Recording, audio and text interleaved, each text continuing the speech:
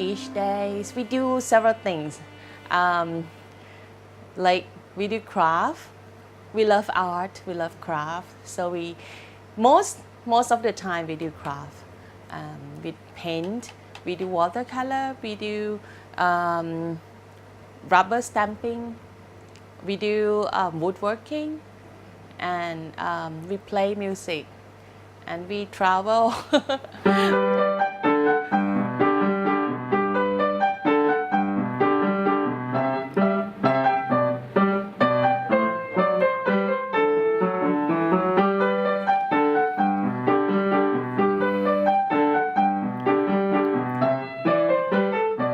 I have a small family.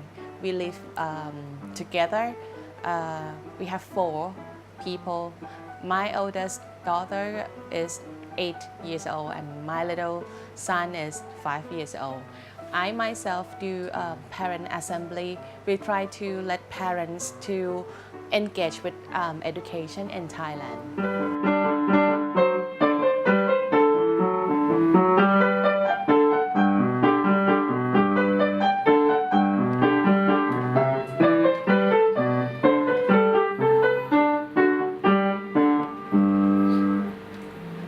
We didn't directly teach our own kids to do mindfulness.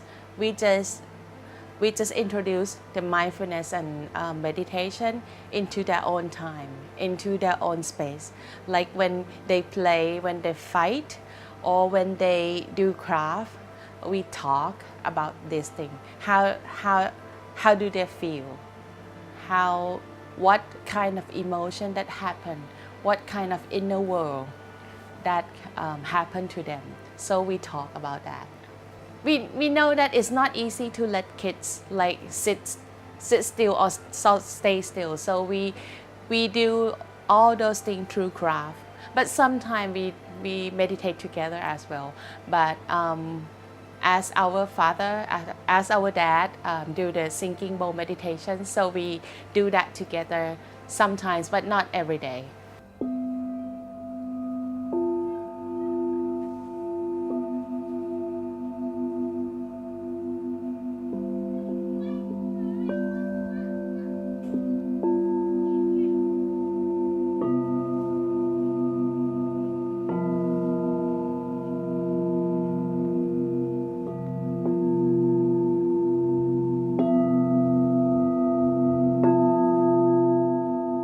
Sinking bowl is one kind of meditation, and one kind of we call it like vibrational medicine. So we use vibration, we use sounds to guide us to meditate and to have a mindful to ourselves. So sound is easy because when we change every tone or every sound, our heart, our mind will be with each sound.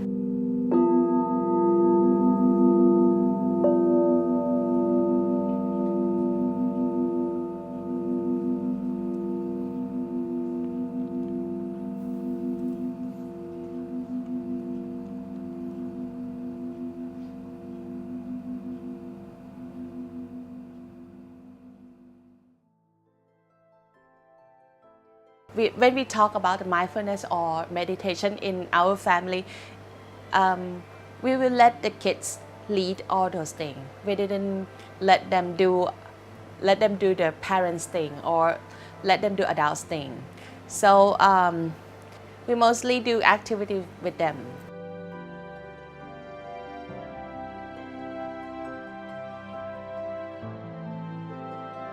In our family, we have our own practice. My husband used Tai Chi Chuan. It's like a mindful true body. And I myself, I always do the guided meditation. I do the walking meditation. Craft is easy, and music. Listen to the music or listen to the sinking bowl is another tool that we use in our family as well.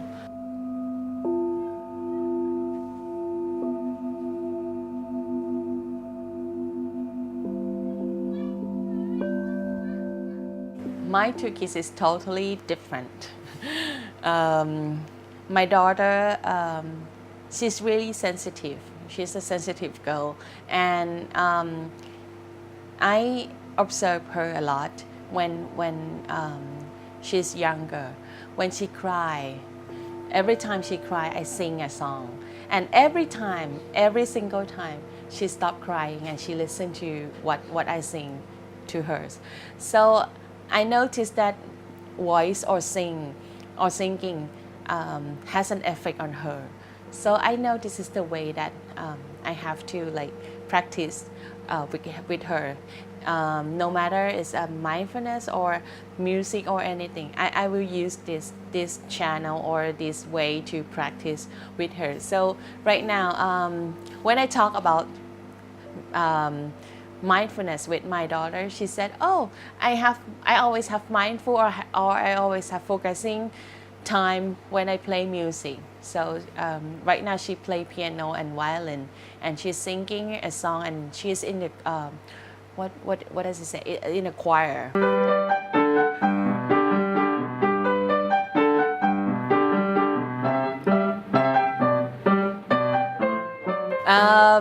My younger son, he is really active boy, and he's always play outside, and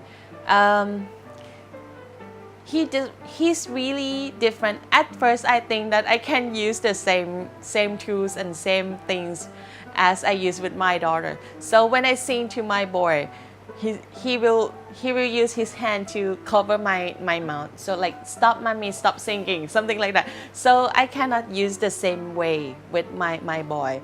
But I noticed that he loves challenge. So I will let him, our family let him use tools, many tools like knife, like sharpening things. He loved to play bowls, and he loved to play things that like a challenge. So this is the thing that we introduce to our kids. We let them know the importance of being mindful, or have a focusing on what they did. My boys love to do woodworking, so he used knife to try to do woodworking. And when he did not focus on what he did, the knife will go and cut his finger, so he hurts. And when he hurts, he feel bad. So next time he has to more focus on what he did. So this is the way that I use with them. So right now he is really focusing on what he did. So because he think that if he's not focused on what he did, he will hurt himself.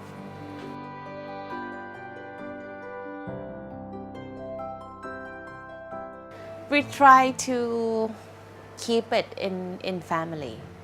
We try to keep it in the way that we live together. We try to talk to each other about that. We try to not ignore to anyone's feeling or anyone's action. What we do is not okay, let's meditate together, something like that, because everybody in our family has their own pace and has their own way of living. So we are different, we know that. And but what we try to do is like keep all the atmosphere.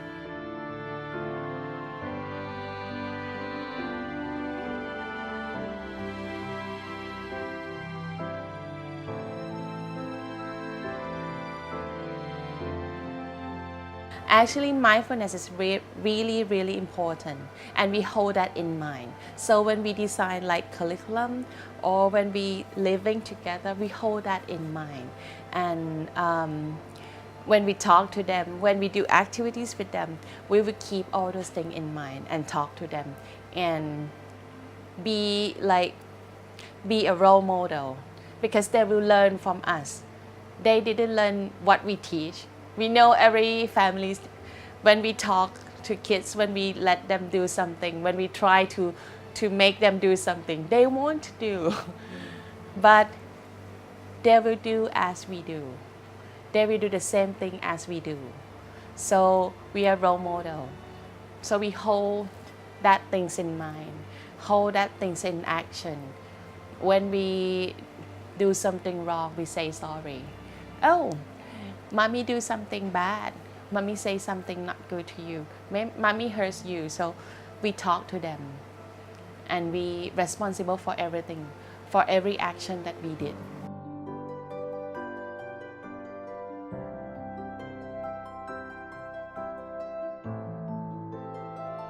Actually, it's very natural because we didn't believe that we have to do good things all the time. We always do something wrong, and wrong or mistake is fine. We accept that we do mistake all the time, and we just know that, oh, we did something wrong, and it's okay.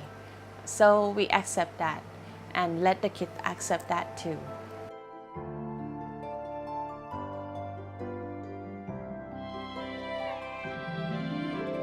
The important issue for the little kids, especially for 3, 4, 5 years old, I think is we have to let them know all the feeling.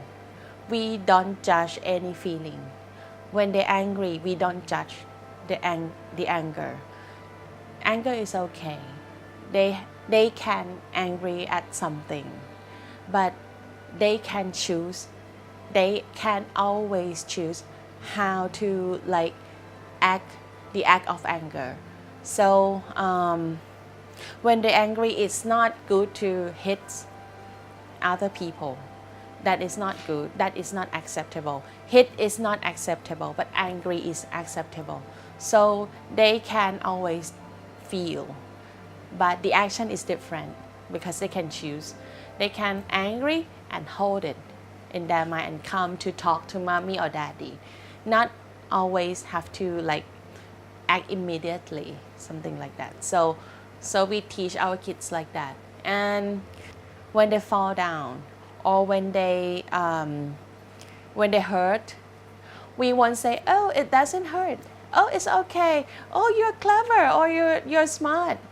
We don't say that because the meaning of it is you cannot cry, you cannot hurt, or hurt is not good, or crying is not good. But actually it's not, because crying is the way you feel, the way you have to allow yourself to do that because you hurt, because you feel not okay.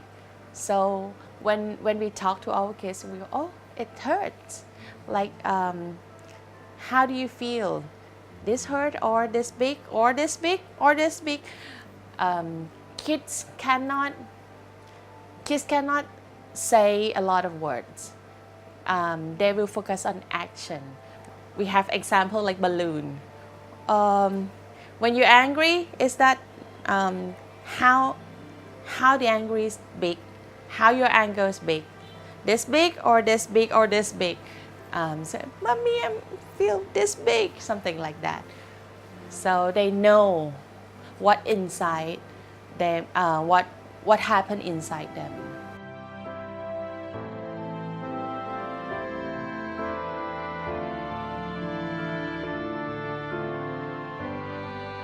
When we spend our life, we want happiness. And mindfulness and meditation and anything that we call, we want to be happy. We want our family happy. We want our kids happy. So this is the tools that make them feel okay, make them feel happy. It's the tools that make them start again and again and again. Not like when they feel bad, or when they feel they cannot do something, like the kids when they feel they cannot do something. Oh, mommy, I cannot do this. This is too hard for me. It's like they will go down to the very very dark things, and they will fall down. We cannot let them fall down. So mindfulness is like, okay, that is a feeling. Everyone can have that feeling, and everyone can step out of that feeling too, because we used to. We can do that, and we can do it again. We think that we have several feelings in our life. We have anger, we have sadness, we have happy, we have many feelings. But when we don't have mindfulness, all those feelings use us as a tool to express them. But when we have mindfulness, it's like we have a choice. We can use all those things when we mind that we have all those feelings. So the feelings is our capabilities, like fear. Fear is our own capabilities. They let us know what is the danger. So if the children or if the kids didn't fear for anything, they will go to danger. So it's not good for them. So fear is good as well. Fear is the feeling that really really important. So we have to let them know all those things as a capabilities, as a potential, something like that. Like smartphone, if we didn't aware of it, they will use us. We will like play it all day, or we can play like 2 hours, 3 hours, something like that. But when we focus, when we know that it's a tool. It's a tool for education. It's a tool for open our worlds. It's a tool that we can connect to people. So if we mindful and if we know what to use it, I think it's a good tools as well.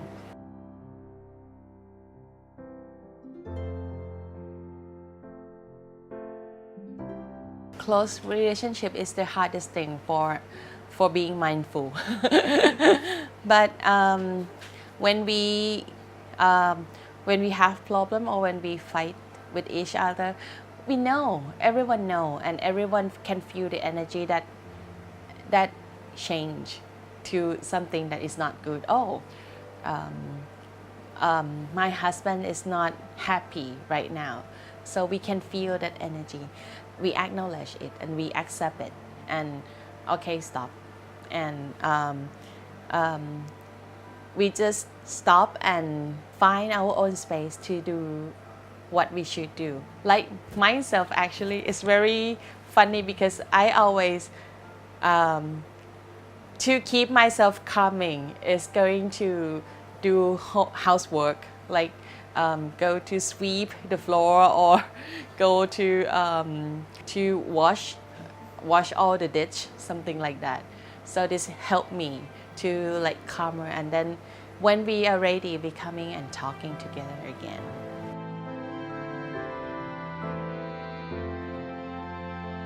The first, before we talking to each other, we have to forgive ourselves for doing something wrong. So before we can forgive ourselves for doing something wrong, we have to hold something in mind. We have to hold that we do mistake every day. we do something wrong every day, and we have to like let it go and reset and restart it again. So when we feel that, okay, it can happen, so it's easier to talking together. And when we talk, we have to acknowledge each other's feelings. We have to know that something that I really, really, really want my husband doing because it's good for them. It's good for him. It's me, it's not him. We have to acknowledge this. I have to know this is me, it's not him. Or when he wants to do something good for me, it's him, it's not me.